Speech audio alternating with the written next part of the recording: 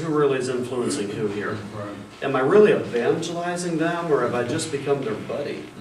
Are they affecting me, or am I affecting them? And this does come up. We've had at least two in our church. One is a young man in his late teens. The other one is my mom.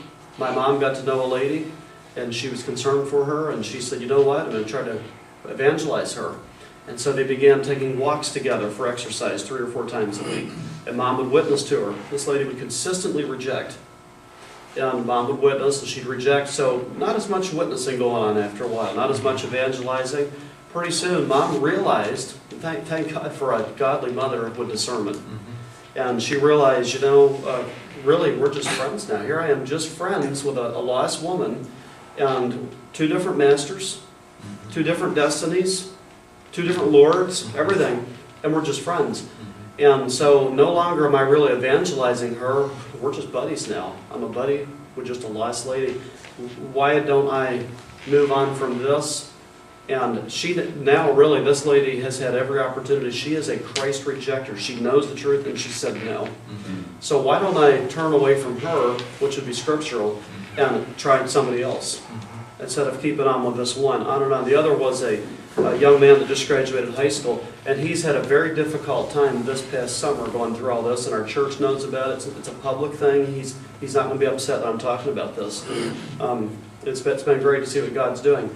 And he's become very close friends with a group of kids that he was in public high school together, okay? He wants to win them, wants to evangelize them, but they're not getting evangelized. What's happening is he's realized they've actually been affecting him more than he was them.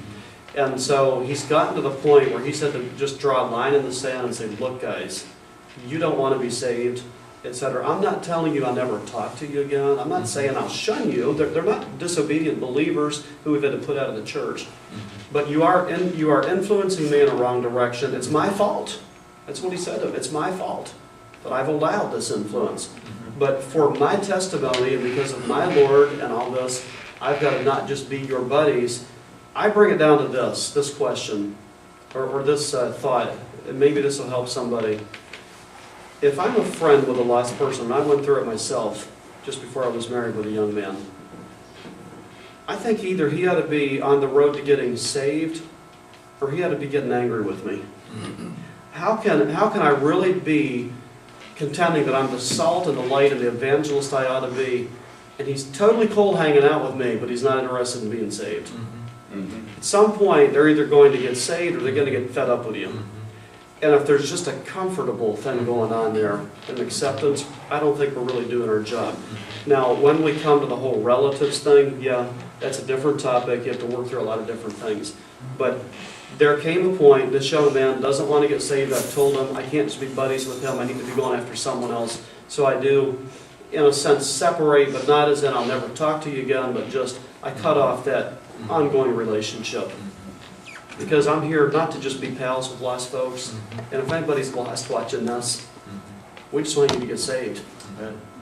We want you to come to know the Jesus we love, serve the God that we serve, to enjoy heaven forever. That's what we want. But if you're not going to go with us, we're just on the way to the promised land saying who will come and go with us. And if you're not, it's not that we hate you, but we're going to go look for someone else who might go with us. And I think we all need that approach. Yeah. You can see the compassion of the Lord along those lines when he ate with publicans and sinners. Yes, amen. So, and I think this is a really important point that was brought out earlier this week, is that separation from unbelievers doesn't mean isolation from unbelievers. And I think that is something that evangelicals will slap on us and say, well, you don't care about the lost, and it's all about just you. It's not that, but it is this, and I agree with everything that you said, that if it comes down to there are certain activities that we can cooperate, for lack of a better word, with the world in, but as soon as it comes down to a choice of obeying God or man, we always go with God. Decisions made already. Exactly. And an example is with helping our children to develop in maybe an area that our school doesn't offer, such as soccer. So we have our kids play soccer, but if a game is on Sunday, well, we're going to miss the game.